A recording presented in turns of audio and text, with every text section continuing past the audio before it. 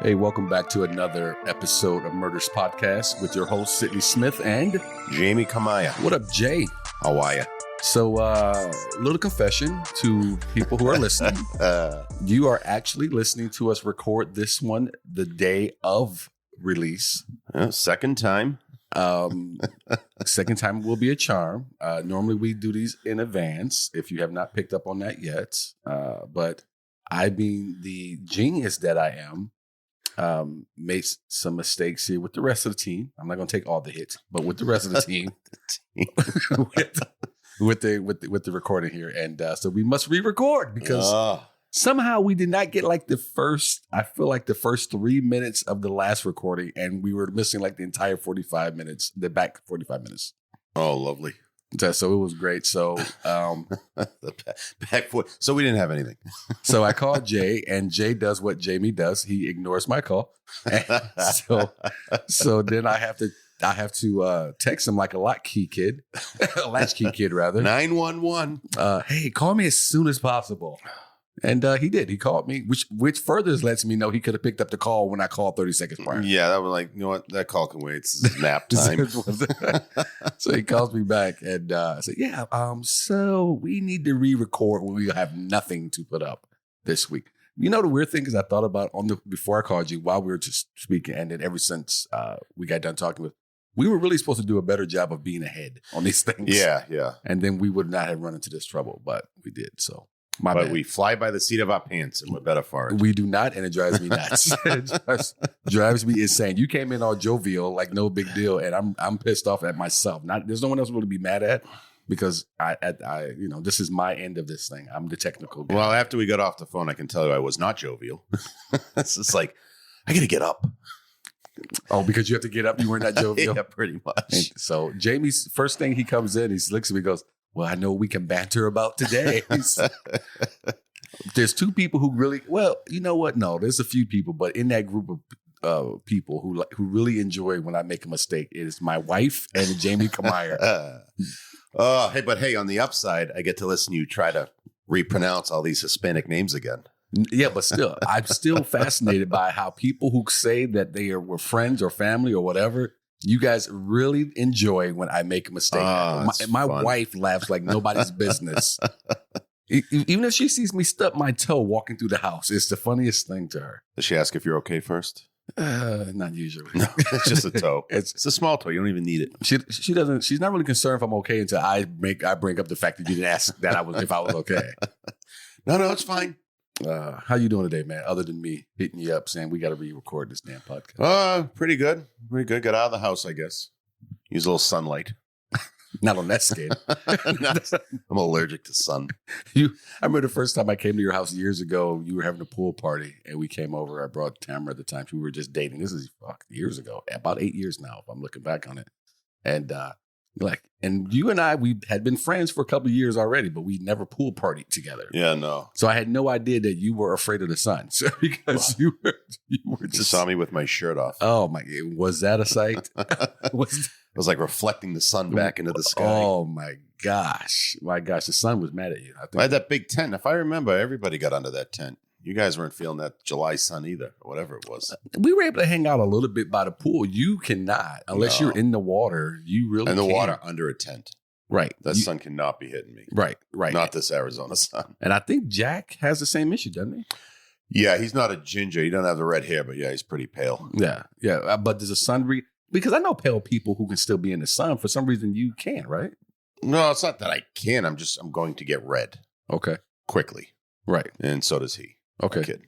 So red to the point where you'll burn quicker than your average Caucasian. Oh God, yeah. Okay. Let's say we're looking at June, July. Let's say 100 degrees. How long can you be in the sun before you're burning?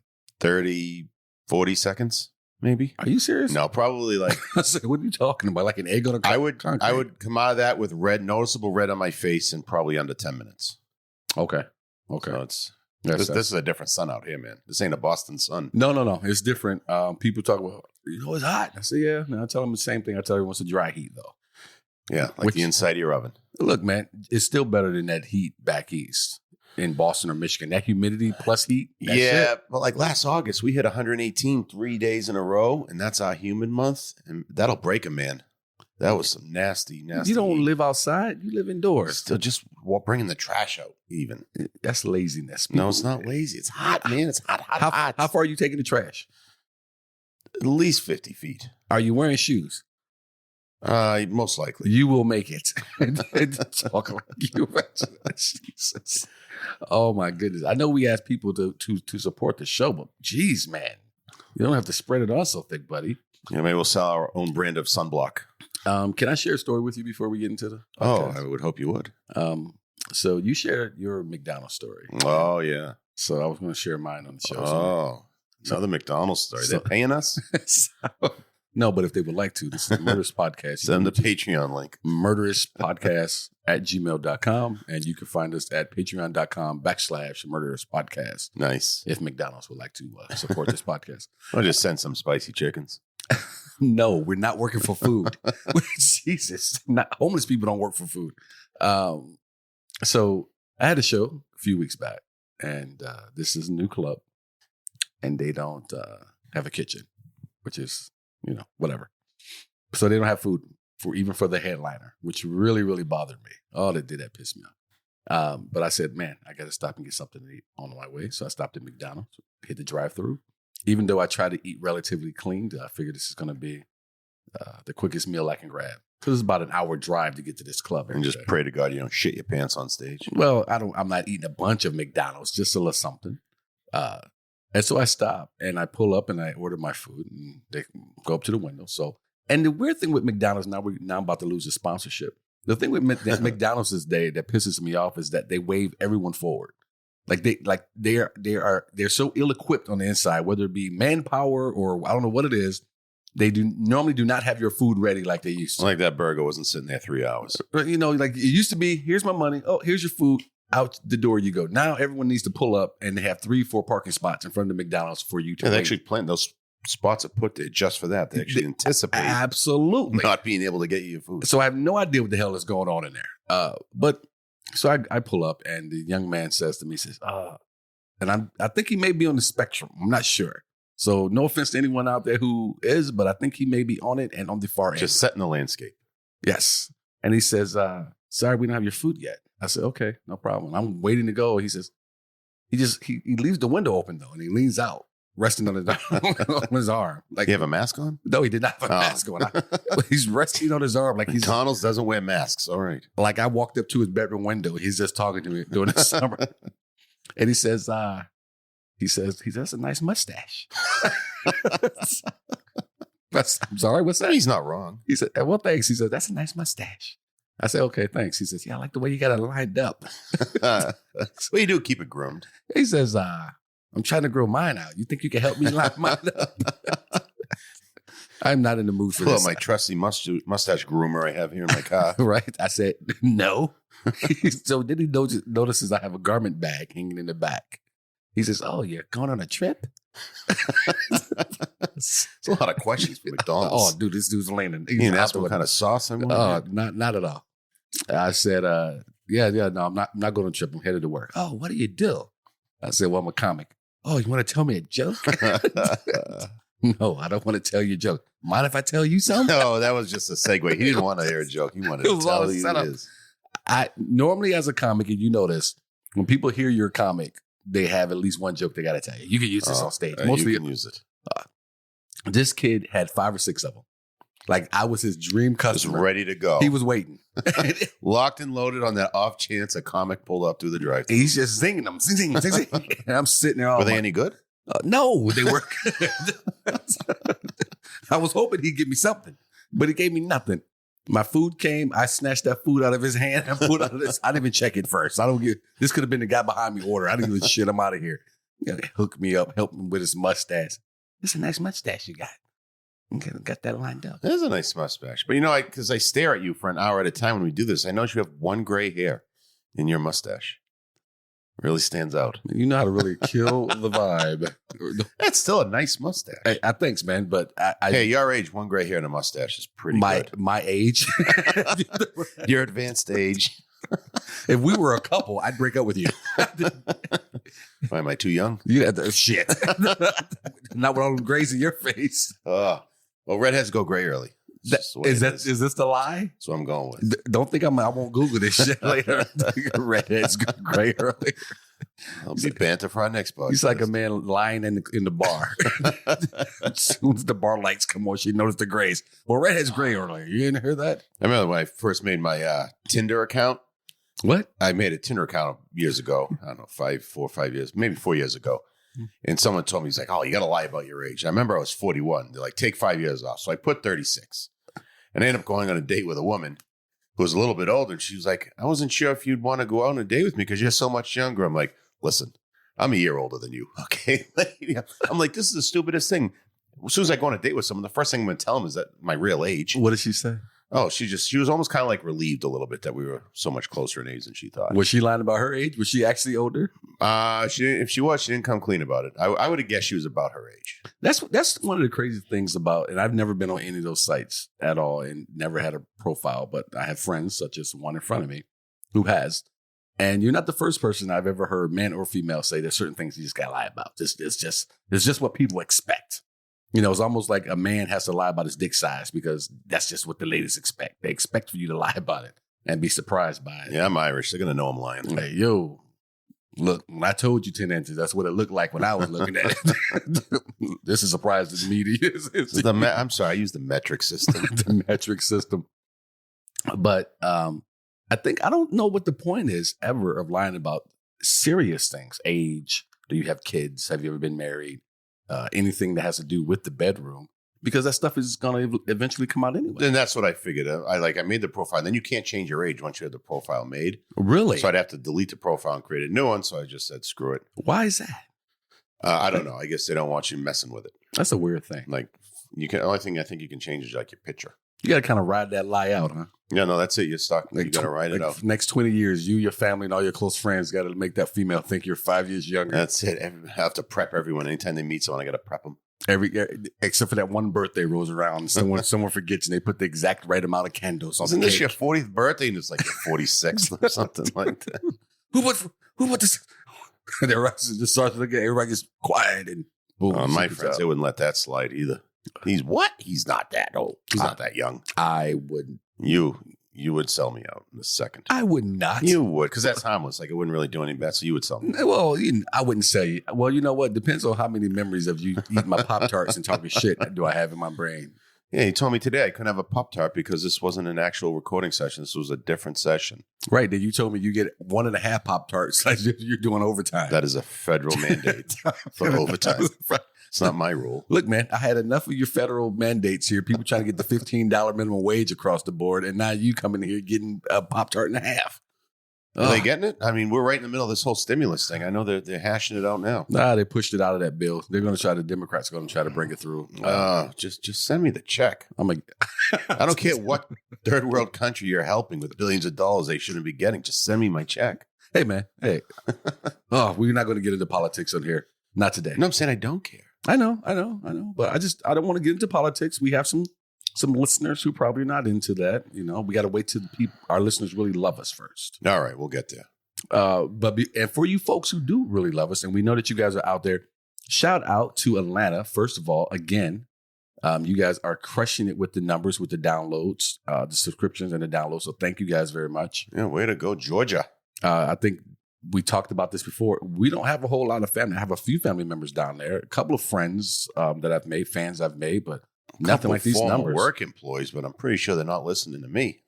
I'm pretty sure too, because I can only imagine how you treated them. I can see this friendship works between you and I. But no, you guys are killing it down there. Thank you guys very much for our folks in Alhambra, Arizona. And I believe those are probably going to be some of my wife's friends / coworkers. Thank you guys. Nice. You guys are killing the numbers too for us. So thank you. And we've got some more listeners that are just all around the country, onesies, twosies, in tons of different areas. But Alhambra, Arizona, and Atlanta are just killing it. We appreciate you finding us. Yes. And if you are enjoying it as much as the numbers indicate, if you don't mind sharing the love with someone else, we would really, really appreciate it. So thank you very much. And if you want to talk politics, I'm at Jamie Kamire on Facebook. Yeah. Do that with him over there. Also, Kidding. Don't send me that. Also, don't forget you can also find us on Twitter. We have a Twitter where we're trying to get that up and running. Tweeting is not my thing, but we do have a Twitter. We also have an IG. So if you're on that, follow us there. Let us know that you're listening.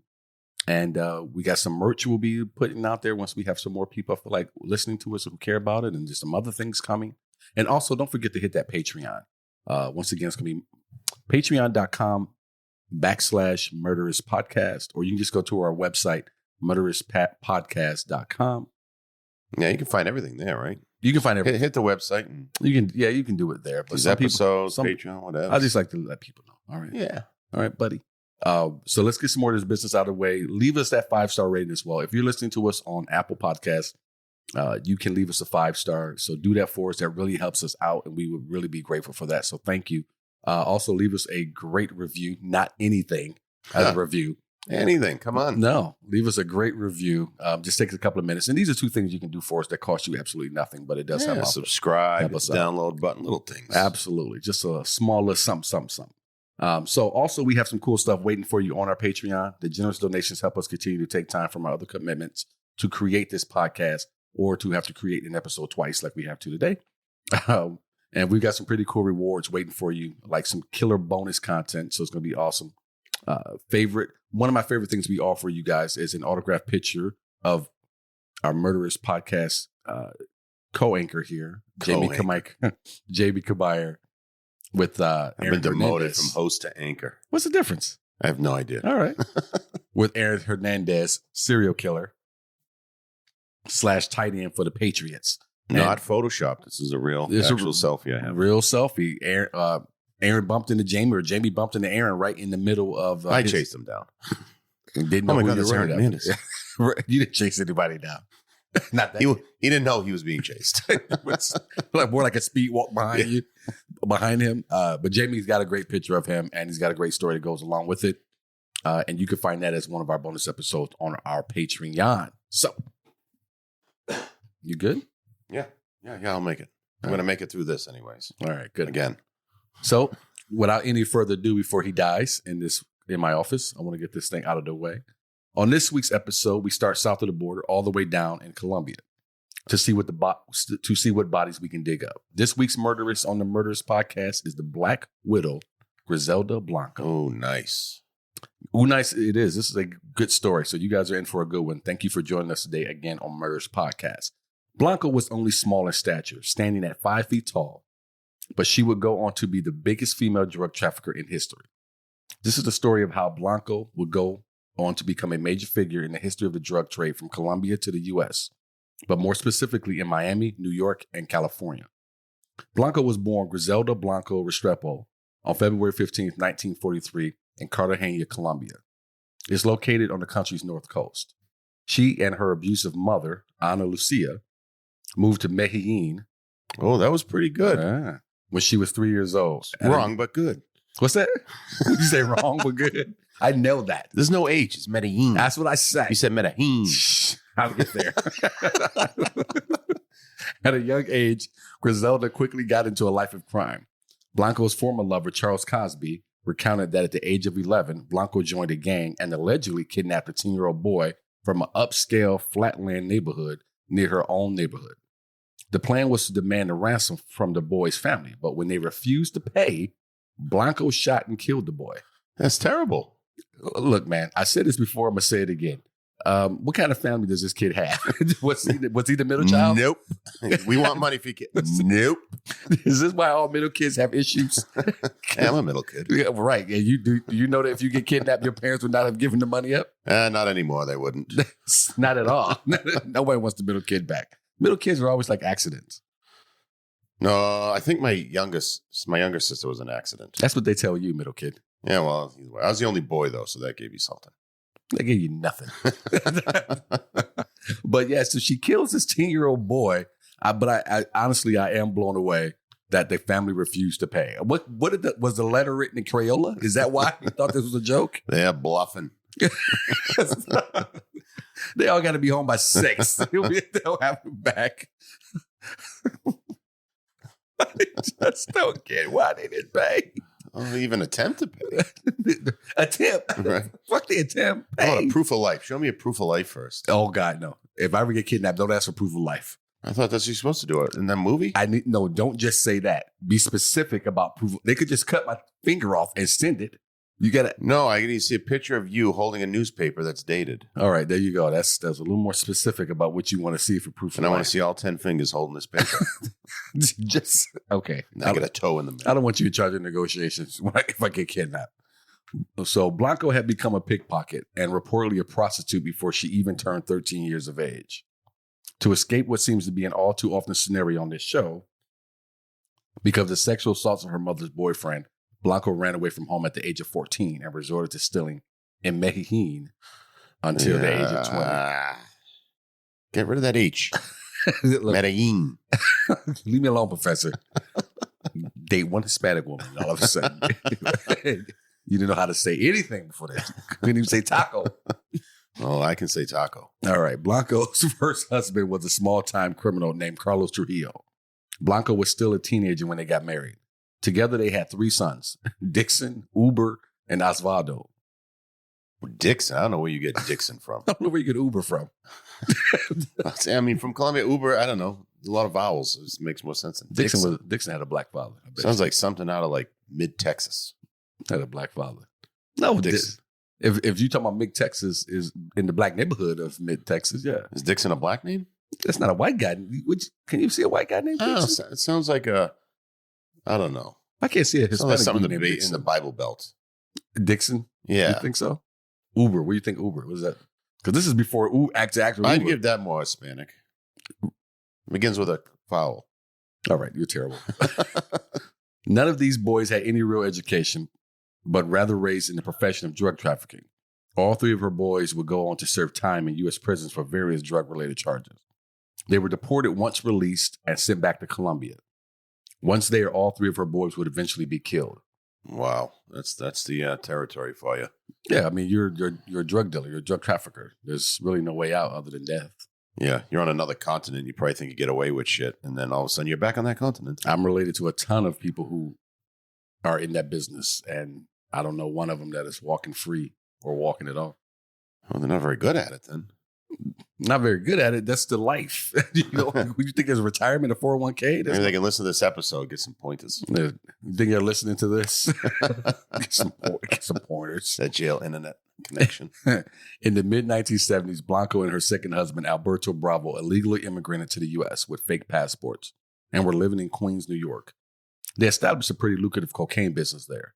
Now, this was a time when the drug scene in New York was controlled by the mafia, but that didn't faze Blanco in the slightest. That's impressive. Yeah, because she was fearless. She eventually had a major share of the business there. That's insane to think that she would go in. There's only one other person I know that I've heard of, not that these are only 2.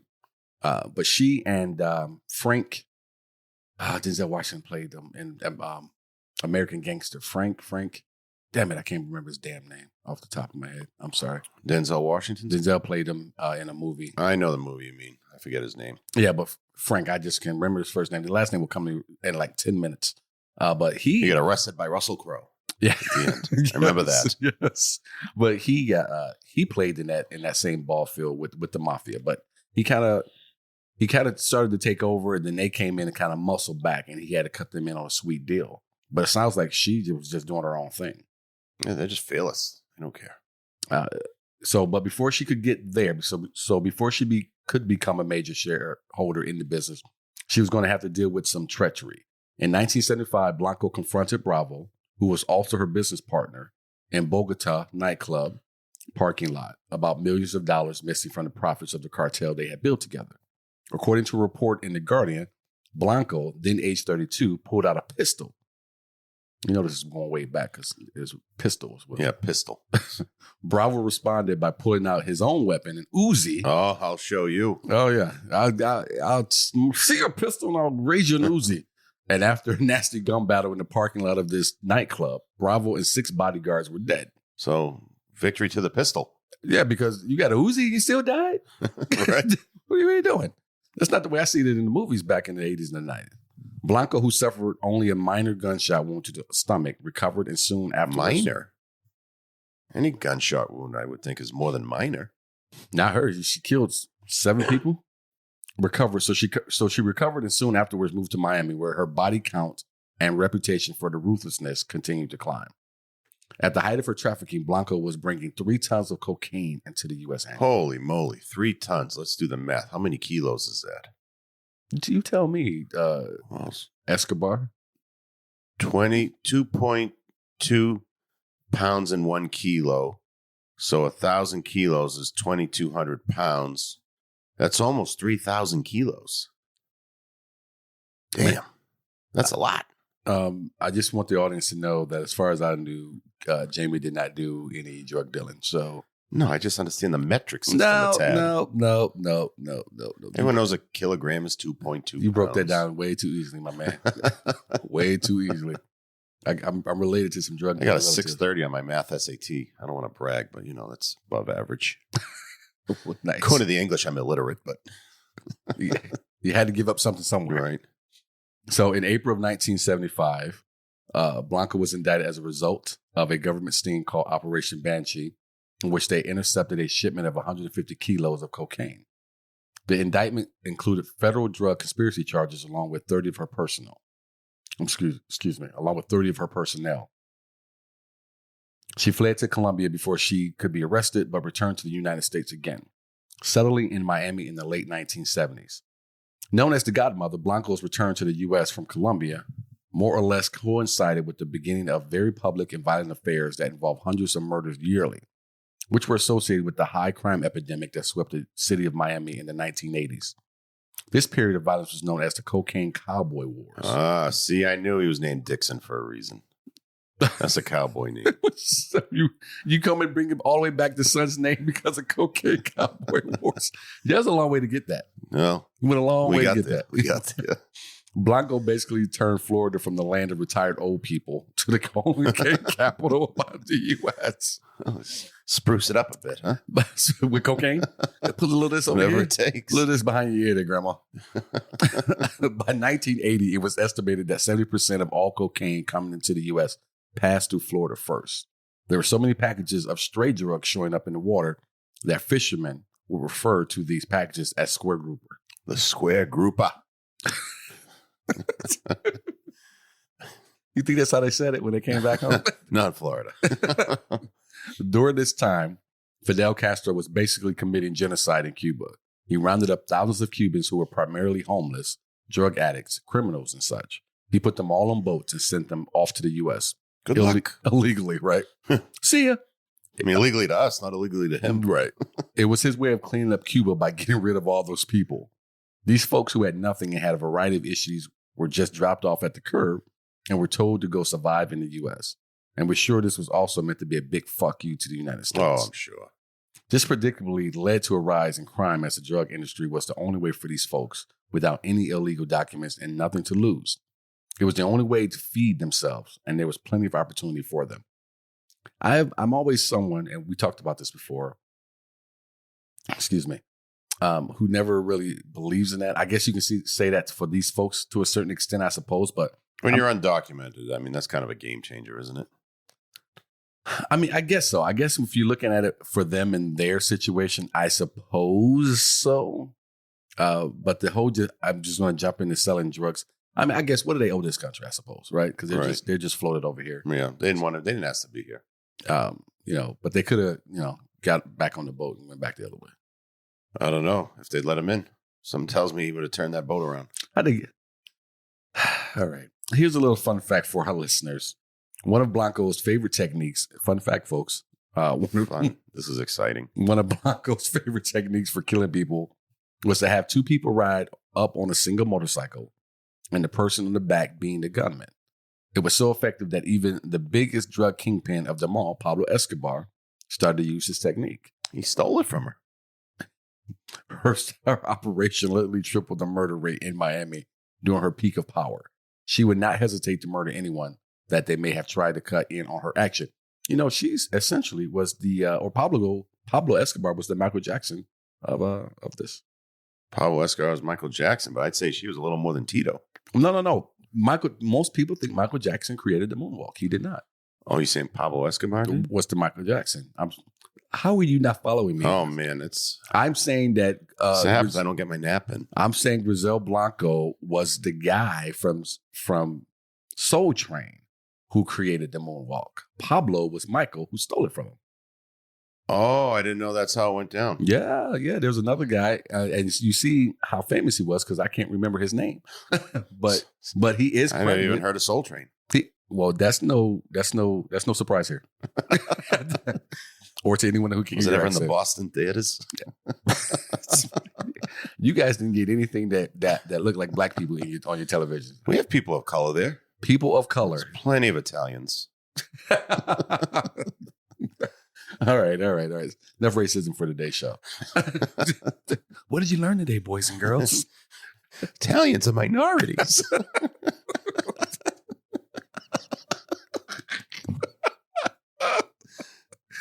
Oh, man.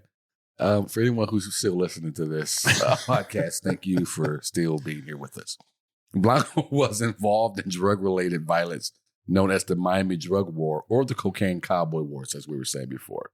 And it plagued Miami in the late 70s and early 80s.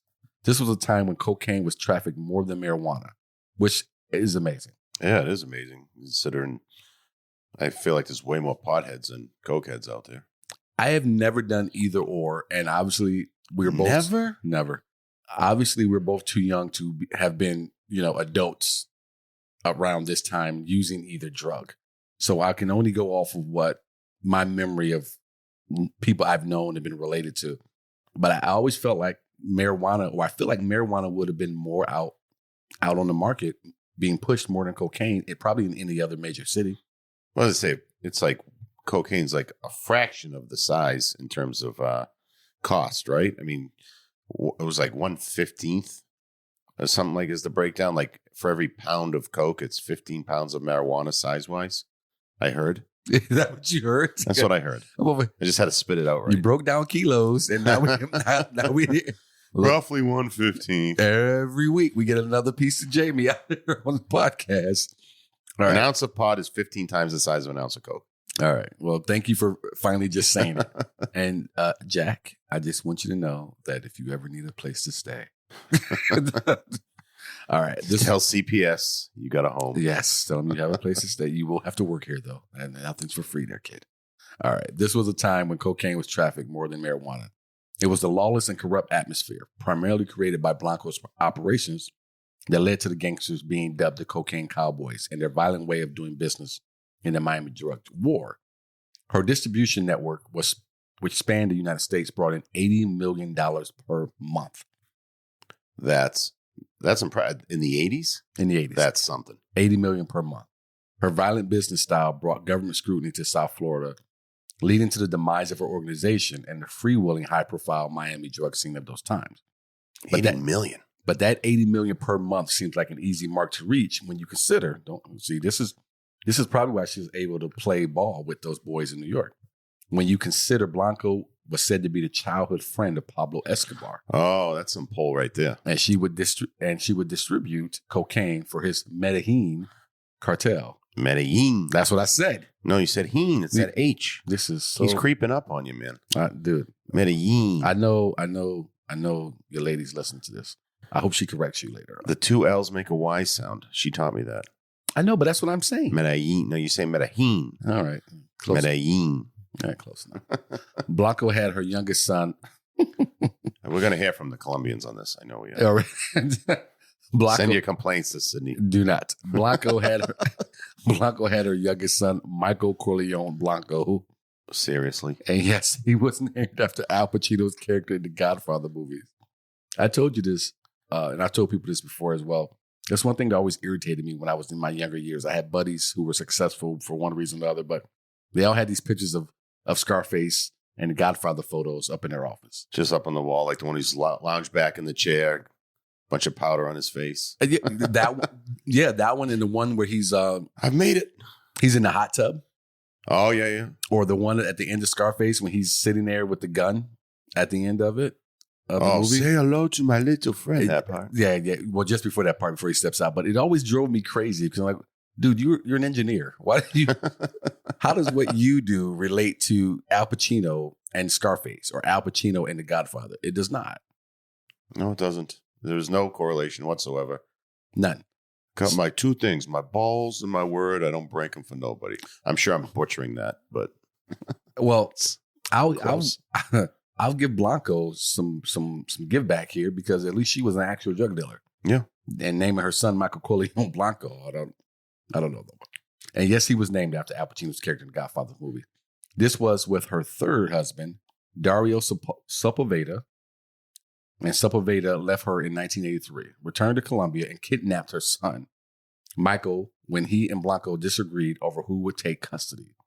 Blanco paid to have Sepulveda assassinated in Colombia, which he was, and her son returned to her in Miami. How do you not see that one coming? Do you know who you're married to? Did you not read? Like she don't have connections where you're going. What do you think she was doing? Selling Tupperware? Look, here, take the kid. Here, he's yours. That's what you say. You don't say anything else. I'll go make another one. I'll go make another one. You don't have to give me any money. You don't have to do anything for me. I'll get a job at Mickey D's. I'm good. I'm out of here. I don't need anything. So Blanca was also openly bisexual. According to the New York Post, court records show Blanca was a drug addict who consumed vast quantities of bazuco, which is a potent form of smokable, impure cocaine that people would typically mix with tobacco or marijuana. It was also said that Blanco would force men and women to have sex at gunpoint and have frequent bisexual orgies. Did she really have to force the men? No. Why? Any men will have sex with anything. You're gonna want to point that gun at her, right? And if for people out there who didn't hear it, men will have sex with anything. All right, hole in the wall, anything. He probably told her beforehand. Listen, point the gun at us. I'm going to act scared, but really it's for her. Yeah, I don't know what the gun's for. You didn't load that thing, did you? I'm ready to go. I'm willing. In the summer of 1979, Blanco ordered a hit that took place in a liquor store that was in a strip mall in broad daylight. There were machine guns, shotguns, pistols. It was complete mayhem. The assault left 2 men dead, and this killing is what is considered to be the start of the cocaine wars in Miami. The city was on a 600 murders a year pace during these days. Those are some numbers. That's a lot of killing. So then we jump to August of 1980, and we have a man named Jorge Ayala, who was also known to everyone as Rivy. He was a young man who was originally from Colombia and was living in Chicago, working as a mechanic for his dad. He said this was where he learned how to steal cars and started boosting cars. Thanks, Dad. Started boosting cars and selling them to chop shops. Well, one day he sees a car parked where he always parked on the street. He's like, oh, hell no, that's my spot. So he gets pissed enough and he steals the car. From a public parking spot. Because, that spot's his right there in front of the hydrant. No one parks in front of the hydrant over me. Well, 3 Colombian men come looking for the man who stole their car. Rivy says, I'm the guy. What's up? These 3 men want their car back, and Rivy says, you can have it back for $500. Huh. Reluctantly, the men pay up, and Rivy gives them their car back. They open the trunk of this car, and it's full of guns. Oops. Yeah, Rivy's like, this may have been the wrong car to boost. You think so? Well, as it turns out, these 3 men like Rivy's attitude and his balls. So they say, hey, you got a license? And can you drive this car to Florida? Rivy's like, I got 6 licenses. 6? For 6 different personalities. I have no idea why you need 6 of them, but all right. Well, I guess if you're boosting cars and doing things illegally, if you got to show your ID and the cops confiscate it, you got 5 more. I know a guy whose brother, because they look so closely alike, he pretended to be him when he got put over by the cops. Honest to God. Because he already knew he had warrants or something on him. So I would, if I was a brother, I would like rent out my license to him. I would not. Just to not get caught. So here's the deal. He never told the other brother that he got pulled over and that he pretended to be him. So when he actually got pulled over for something, he had warrants out for him. So that's how this all came out. Oh, my buddy was pissed, but I mean, he was a nice guy. So fair enough. He was a nice guy, kind of pissed. I would have murdered him. Did he get arrested? He did not get arrested. He said, yo, that wasn't me. It never happened. I think he got the ticket and had to show up in court. Oh, yeah. And then it all kind of came out. Drag my twin in there with me. It all kind of came out then. But yeah. yeah, I guess you do need multiple licenses if you're committing crimes. So Rivy gets $5,000 to drive these guys from Chicago to Miami. After the ride, Rivy is asked if he wants to stay in Florida and deliver drugs and money. And who knows? Maybe rough somebody up if necessary. Yeah, who knows? Yeah, I mean, might be there. Yeah, might be Sunday. Might need to bust some ass. It's in the job description, so you can't turn it down. Right, What happens. Right. Wasn't that the great thing that they figured out at work in corporate America? And some of you who are listening probably figured this out. They could just, but they would put as, we need you to staple papers, glue some shit on the wall, and maybe write some stuff down. And then anything else that falls under your job description. So that could always I'm the clerk. Anything, they could just add more shit on. You're a clerk, and now you do this. You could never ever say it's not. Well, right there it says whatever else we feel like. Take it up with the union, Stuart. It's right here. Unions, shit, those are long gone. You're talking to a man who grew up in the unions; those are long gone. So Rivy was going to get paid $1,000 a day, which was a lot of money for him. So one night he's at a nightclub with some friends, and a guy Rivy knows named Flacco. And what you said what Flacco meant? Skinny. Flacco means skinny. Is that a slang word for skinny, or does it? No, that's the actual definition. But it's a very common nickname in Hispanic folks. Flacco and Flaca for the females. And Flaca is skinny for women. Yeah, just the female version of skinny. Oh, all right. So Rivy knows a guy with some friends, and a guy Rivy knows named Flacco comes in and tells him to get out of there because there's going to be a hit, and the targets are the men at the end of this table. Rivy says, let me get my friends out of here. So he tells all of his friends to go, with the exception of one guy named Venegas. Venegas. That's what I said. he was still in the restroom. How about you look at me for approval? and then when I don't get it, I know what to say. So Rivy finds Venegas and tells him there will be they need to leave, but he doesn't say who the intended victims are. So you just call him V? So Venegas. That's what I said. Unwittingly goes and tells the guys who are the target and spoils the hit. Well, this doesn't sit well with Flacco, and he tells Rivy, you will need to explain this to my boss in person. Uh-oh. But I can't guarantee your safety. Oh, let me just go along for that. I can guarantee you I'm not going. See, I can pass out some guarantees. So they pull him to a Holiday Inn, and Rivy sees 4 guys get out of a car to his right. Then another 4 guys get out of a car to his left. And he's thinking, I may not get out of this alive. And the older guy comes up to him and says, are you Rivy? And Rivy says, yeah. And the old guy tells him to follow him. He tells Rivy to get in the back seat of the car, and there's a woman in the back seat sitting next to him. Rivy remembers this woman was the shot caller. Quote, nobody was folks. Nobody was talking but her. She was clearly in charge, close quote. This was strange to Rivy because women were not the ones who typically had any type of power in this industry. This woman asked Rivy if he was the one who botched this hit. That's what you lie. Is that what you do? That's what you do right there. Okay. And then and there you lie. All right, let's go ahead and let's take a moment here. You're sitting in the back seat here with the mob boss, female. You can see she's the one, and you lie. Oh yeah. Well, I mean, I'm thinking you tell the truth, you're a dead man. Yeah, but if you lie, you're for sure dead. Not necessarily. I'd be like, it was Venegas. So she says, we have been after these guys for months, and this was the first sighting of them in months, and you fucked it up. She makes Rivy a deal that he has to kill the 2 brothers that were at the table. The other 4 guys are just going to get hit because they were there. She tells Rivy. That's just how she operates. That's pretty ruthless. That's how I do business. Rivy tells this woman to give him a week, and the woman says, call me when you find them, and I will give you $50,000 for each of the 2 guys. It's not too bad. Not bad for a day's work. Rivy agrees, and they let him go. Rivy immediately goes back to Flacco and says, what's up with this lady? And Flacco tells him that she's the godmother. She is deadly, and if you don't deliver, she will put a hit on you. Yeah, you should have lied. He'd be already Get out dead. of town. No. So Rivy and Venegas come up with a plan to kidnap one of the 2 brothers. They beat him on his pager, but he takes 4 days to get back to him. When he finally does, they tell him they have some guns and explosives to sell. So this guy shows up at the Ramada Inn, and he comes with his 15-year-old kid. Oh, no. Rivy wasn't planning on the kid being there. So Venegas tells the guy to leave his kid in the car. That one was actually good right there. Been good the whole time. So they don't have to include the kid in this kidnapping. During the meet, Venegas opens the trunk, and when they look, and the guy looks in the trunk, there is nothing there. And that's when Rivy, who was hiding behind a bush, comes out and puts a gun in the guy's ribs and says, Griselda Blanco is looking for you. The guy says, I don't owe that fat bitch nothing. Man, he's a lot of mouth with her. Yeah, knowing who she is, and he's still talking like that. I don't owe that fat bitch nothing.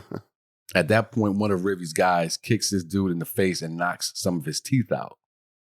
Have some respect for the lady, he tells him. Rivy calls Blanco and says, we have him, and about an hour later, she shows up with her crew, and they take this guy away. That's the last time Rivy would see him. The next day, it's about 4 p.m, and Blanco shows up at Rivy's house. And Jax walks in like she owns the place. She's the mob boss. I think she can do whatever she wants. What are you gonna tell her? Rivy's wife is in the kitchen cooking fish, and Blanco says, nice, I love fish, and invites herself to dinner. Pescado. That's fish. Me gusta pescado. Would you stop it? You just out of nowhere. Just hit you with a few words of vocabulary, I guess. All right. Since we're here, what's the word again? Pescado. Oh, sounds like you said Moscato. Like Pescado. She brought wine. With a P. With a P? With a P. Pescado. Pescado. That's fish. Yeah. All right. Okay. Me gusta pescado. All right. I like fish. Over dinner, Blanco tells Rivy how she shot the guy that he delivered to her and chopped him up and put him in a box, wrapped up like a present, even with the bow on top. That's a nice touch. On the turnpike. This lady is so sociopathic or psychopathic, rather. Come on in for some fish. No, pescado. Oh, pescado. Sorry. Yeah, buddy. Pull it together. You don't know whose house you're at. I can tell your butt cheeks clamp up every time you got to say a Hispanic name or something. Why would it do that? Every time you say Venegas, you pause and you look at me like, how was that? I'm just giving you time to do what you do best. Be critical.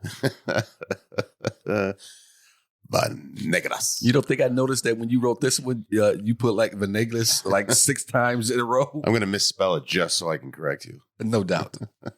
His name was Venegas. So you're just happy to know something.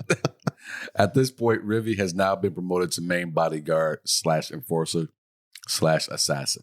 Blanco gives him an order to kill one of her own henchmen named Choo Choo because... Come again?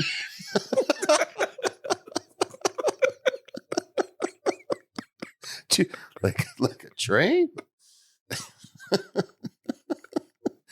I'm sorry. It's not Choo Choo. No, it's definitely not. I can't even see what you got there, and I know it's not. Oh, man. Blanco gives an order to kill one of her own henchmen. I'm sorry, folks. Named Chucho. Chucho. All right. That sounds better. No disrespect, Chucho. Something tells me you're not long for this world. You can let me have that one. Choo-choo. Come again. Oh, man. For people out there, obviously you can't see us. We both have tears in our eyes over here. Okay, so Blanco gives him an order to kill one of her own henchmen named Chucho. Yes. Because he was rude to her kid. Oh. So Rivy and another idiot. I get it, though. How do you get it? No, I'm saying I get her. I'd kill someone rude to my kid. Oh. Well, I wouldn't, but I'd talk shit. I was going to say you would not. I've tripped that kid once. He probably had it coming. I did not trip that kid.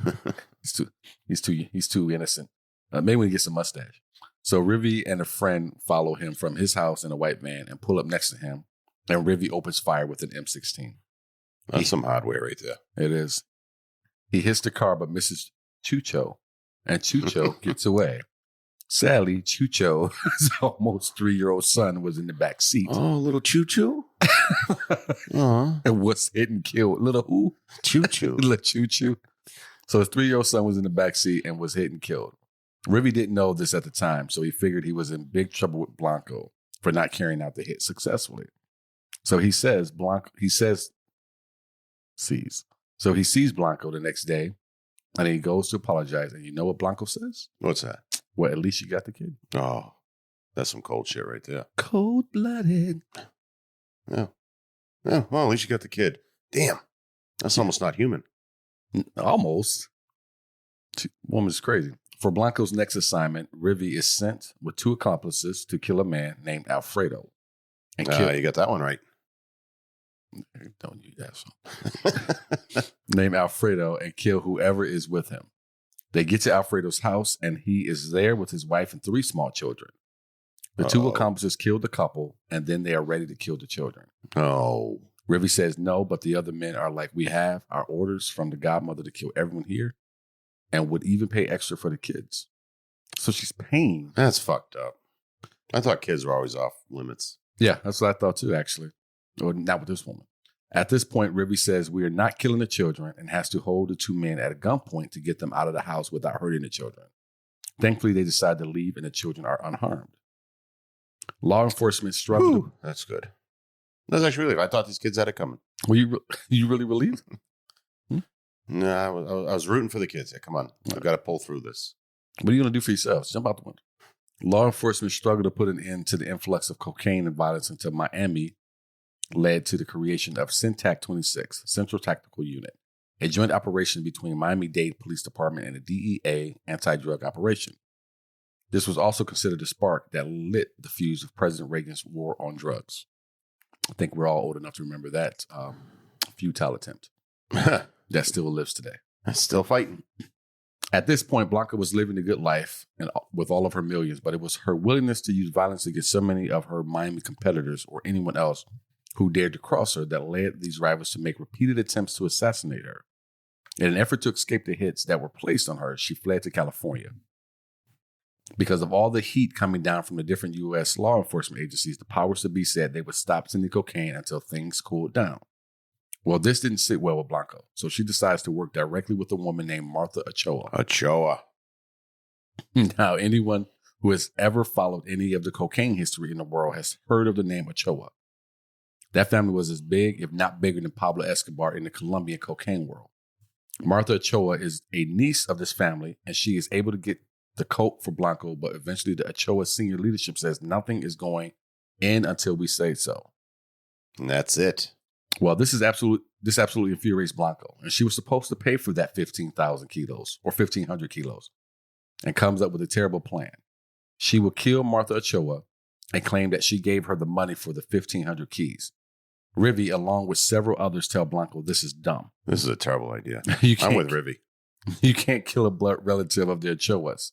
Your business and our lives will be over. Blanco doesn't give a shit. She kidnaps Martha Ochoa and murders her and leaves the body on the side of the road. And as expected, there was now a price on Griselda Blanco's head. She didn't even hide the body like this person's in hiding. Nope, just here you go. She's crazy. On February 18, 1985, before that bounty could be collected, Blanco was arrested by the DEA agents in her home and held without bail. Blanco and Rivi were both charged with the murders of 3 people, and Rivi was able to avoid the death penalty by testifying against his old boss. An additional 14 murders linked to Blanco were solved thanks to the testimony of Rivi. Rivi was found to be irresponsible. Rivi was found to be responsible for dozens of deaths, all at the order He was acting of Griselda. irresponsible. It was. By pressuring Rivi and convincing him to flip, the Miami-Dade State Attorney's Office obtained sufficient evidence to indict Blanco for 3 murders. However, the case collapsed due to technicalities relating to a well-publicized telephone sex scandal between Rivi and female secretaries and district attorneys. How does that happen? The DA ended up having to drop Rivi as a witness and gave Blanco a sweet plea deal. How does that happen? How does he get a phone? How does he get their number and then reach out to them? And it says secretaries. Secretary, plural. Yes. So damn, Rivi. So orgy. I don't even blame Rivi on this one. Telephone sex orgy. Yeah, let's do this. You're in jail. You got to get it where you can get it. He's a good-looking guy, I guess. I don't know. I'm guessing. I'd never seen a picture of him. The trouble that you know this information. Well, I don't know. I'm guessing. I can see where the cocaine use came in at. Yeah. Fried my brain. After her trial, Blanca was sentenced to more than a decade in jail. While in prison, she continued to effectively run her cocaine business with the help of her son, Michael Blanco. In 2002, Blanco suffered a heart attack while in prison. On June 6, 2004, Blanco was released from prison and deported to Medellin, Colombia. I don't know what is with that. Why you don't want to do I just said it. Medellin. That's what I said. Medellin. I said Medellin. Yeah, right there you did. Yes. Oh. Avelia, you heard me say it, Avelia. Deported to Medellin, Colombia the following day. Perfect. I said it that way. You're practically Hispanic. Almost. I like potato. Pescado. Potato. No, I'm Irish. I like potato. You like pescado. Potato. That's the food of my people. I got crossed up with between your two other backgrounds. Pescado. Potato. Oh my God, you're killing me. You're killing me. Just give me something to eat. Potato, fish, I don't care. I don't care what it is. All right. Oh, by the way, potatoes, papas.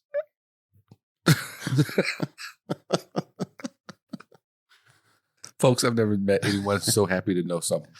I know food. All right. So the last known sight of Blanca for over 5 years was in May 2007 at the Bogota airport. The same day she was released, Rivi was stabbed in prison but survived. Ah, what a coincidence. He wouldn't identify his attackers, so nothing came from it. Turns out Blanco had become a born-again Christian and was trying to live a quiet life. But her past was more than she could avoid. On September 3rd, 2012, Blanco was shot twice, once in the head and once in the shoulder by a motorcyclist in Medellin, Colombia. She was shot at Cardizo. Is that correct? Cardizo. At this point. She was shot at Cardizo Butcher Shop on the corner of 29th Street after having bought $150 worth of meat. Damn. The middle-aged gunman climbed off the back of a motorbike outside the shop, entered, pulled out a gun, and shot Blanco 2 times before calmly walking back to his bike and disappearing into the city. Griselda, the godmother Blanco, was dead. What happened to the meat? She was 69 years old. The butcher came out, picked it up, put it back Spray it down behind the counter. That's all bloody. Put it back in there. At the peak of her drug trafficking career, Blanco was said to be worth $2 billion. Damn, that's good. When she died, she was said to own property worth $500 million. Her nicknames included the Black Widow because so many of her husbands ended up dead. Huh. Cocaine Grandmother, Queen of Cocaine, and La Madrina, which is Spanish for the godmother. What was Escobar's? That makes me think of Escobar's. He was El Patron, which is the boss. Well, okay, El Patron. Many of her techniques for smuggling and intimidation are still used today when running cocaine into the U.S. Blanco is considered to be one of the deadliest crime bosses of all time, with a reported 250 deaths attributed to her, although some speculate the number may be closer to 2,000. Many of her victims were involved in the drug trade, but there were certainly some innocent bystanders, including children. All this money got Blanco some rare goodies. Her favorite possessions included an emerald and gold MAC-10 machine pistol, Eva Perón's pearls. For people out there who are not familiar with Eva, that would be Evita. Don't cry for me, Argentina. This is horrible. And a tea set once used by the Queen of England. The report continues. In court, it was revealed that Blanco killed 3 former husbands as well as strippers, business rivals, and innocent bystanders. Hey, they were there, including a 4-year-old boy. Out of everyone that we talked about she killed, the only thing that gave you pause was strippers. Yeah, well, what did they do? They got it hot enough, don't they? Tough. They got to make that money, pay for those classes. Books ain't cheap. Blanco features prominently. Getting my master's degree. features prominently in the documentary film Cocaine Cowboys in 2006 and Cocaine Cowboys 2, 2008. Also written as Cocaine Cowboys 2, Hustling with the Godmother. If you hear that cat in the background, that would be my wife's cat. Catherine Zeta-Jones portrayed Blanco in Cocaine Godmother, a television biopic. I watched that. It wasn't good. Oh, yes, right. So after we originally recorded this, you had to go home and watch this with the wife, with the almost wife. Yeah, and it wasn't what I expected. I feel like there was some casting liberties there. Like what? Well, Catherine Zeta-Jones is very attractive. You know, I looked at some pictures of Griselda. She wasn't horrible. Well, I mean, I've never had one to criticize looks, but let's move on. What are you talking about? You never want to criticize looks. On air. Oh, okay, well, that makes a difference. That makes a difference. You're going to say it took some casting liberties. Well, I think almost anything Catherine Zeta-Jones has been in has probably been some liberties taken to put her in She's it. probably better looking than most. I don't recall her ever doing really anything ever, or really even been in anything until she got with old Kid Douglas there. Yeah, but that was like 25 years ago, wasn't it? I know. She's only made a few movies since then, but What's the one she did with Sean Connery? She was like a thief. Was that with Sean Connery? Yeah. I don't know why I wouldn't say Antonio Banderas, but I don't know. She might have done one with him too, but she did a thief movie. I'm not a big Catherine Zeta. I've always thought she was overrated, so I've never. Yeah, she wasn't in a whole lot to even be rated. I mean, even the looks, I thought she was okay. I think she's pretty attractive. Yeah, I thought she's okay. She's all right. Yeah. You're a hard sell. Probably. And as of yet to be filmed project titled The Godmother is currently in production, starring Jennifer Lopez. Oh, some more casting liberties. As Blanco, which she also plans to produce. This did not come without any drama for Lopez. Blanco's son, Michael Corleone, has lashed out because Lopez and her team were not consulting him on the project. Oh, I'm not sure if I want to piss him off. Corleone, who now lives in Florida and is said to have left the criminal world behind him, said, quote, J-Lo would never understand the real Columbia Queen pen without me. This came as he revealed the graphic details of being a child and seeing his father assassinated, possibly on his mother's orders. Possibly. The 51-year-old singer and actress will produce and star in The Godmother, which has no published expected release date. She has said of the project, I've been forever fascinated by the story of Griselda Blanco and jumped at the chance to play her on screen. The skyline in Miami today was, for the most part, built with drug money.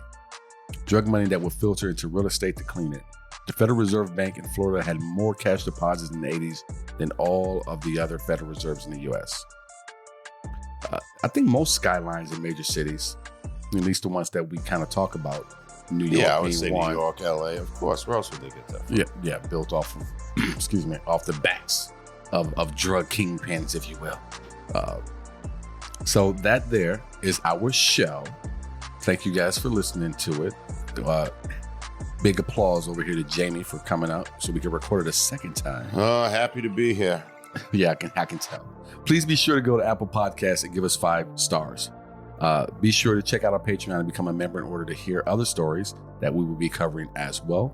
I've been Sidney Smith, and this is Jamie Kamaya. And this has been Murderous. From Sidney Smith Creative, this has been episode 4 from Murderous. If you like our show, again, give us a 5-star rating and a nice review.